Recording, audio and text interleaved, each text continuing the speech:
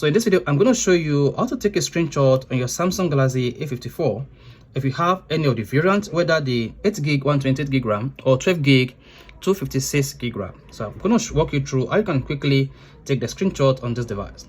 Now, to take a screenshot on your Samsung Galaxy A54, what you need to do is go to the screen you want to screenshot. Let's say we want to screenshot a Chrome browser screen. So let's say we just launch this Chrome browser. Once launched, all you need to do is press the Samsung Galaxy A54 power button and the volume down button together.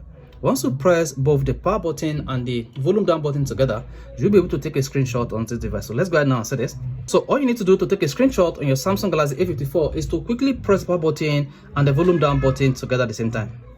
You see that? If you hear a camera shutter that your Samsung Galaxy A54 screenshot has been taken, you can either click on the edit button or the pencil button to edit the screenshot.